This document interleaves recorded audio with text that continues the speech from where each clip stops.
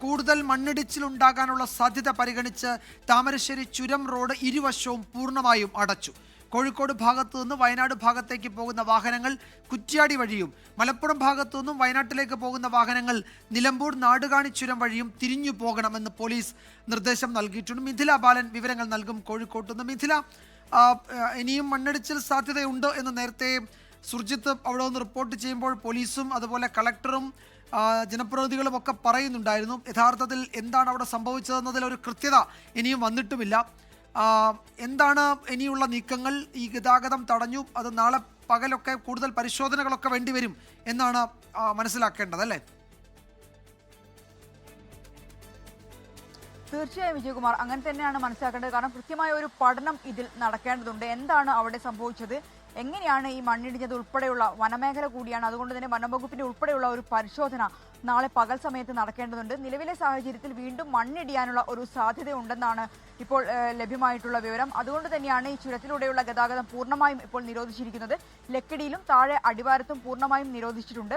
അതുവഴിയുള്ള വാഹനങ്ങൾ, അതായത് കോഴിക്കോട് ജില്ലാ കളക്ടർ ഇപ്പോൾ ഏറ്റവും ഒടുവിൽ അറിയിച്ച കാര്യം, താമരശ്ശേരി ചുരത്തിൽ കൂടുതൽ മണ്ണിടിച്ചിലുണ്ടാകാനുള്ള സാധ്യത പരിഗണിച്ച് ഇതുവഴിയുള്ള ഗതാഗതം പൂർണ്ണമായും തൽക്കാലത്തേക്ക് നിരോധനം ഏർപ്പെടുത്തിയെന്ന ഒരു അറിയിപ്പാണ് ഇപ്പോൾ ലഭിച്ചിട്ടുള്ളത്. വാഹനങ്ങൾ കുറ്റ്യാടി ചുരം വഴിയോ നാടുകാണി ചുരം വഴിയോ തിരിഞ്ഞു പോകണം എന്ന ഒരു നിർദ്ദേശമാണ് കോഴിക്കോട് ജില്ലാ കളക്ടറുടെ ഭാഗത്തും ഉണ്ടായിട്ടുള്ളത്. സമാനമായ അറിയിപ്പ് തന്നെ മുകളിൽ വയനാട് ജില്ലാ കളക്ടറുടെ ഭാഗത്തും ഉണ്ടായിട്ടുണ്ട്. മാത്രമല്ല, അല്പസമയം മുമ്പ് ആ ചുരത്തിൽ കുടുങ്ങിക്കിടന്ന വാഹനങ്ങൾ മാത്രം കടത്തിവിടുകയായിരുന്നു ഉണ്ടായത്. അതിനുശേഷം ഇപ്പോൾ വാഹനങ്ങൾ പൂർണ്ണമായും ചുരത്തിൽ നിന്നും ഒഴിവാക്കിയതിനു ശേഷമാണ് ഇരുഭാഗത്തും, താമരശ്ശേരി ഭാഗത്തും ഒപ്പം തന്നെ മേലെ ലക്കിടി ഭാഗത്തും ഇപ്പോൾ അടച്ചിട്ടുള്ളത്. എന്തുതന്നെയായാലും വിജയകുമാർ നേരത്തെ സൂചിപ്പിച്ചതുപോലെ തന്നെ എങ്ങനെയാണ് ഈ മണ്ണിടിച്ചിൽ ഉണ്ടായത് എന്ന് ഇതുവരെ വ്യക്തമായിട്ടില്ല. അതുമായി ബന്ധപ്പെട്ട വിശദമായ ഒരു പഠനം നടത്തേണ്ടതുണ്ട്.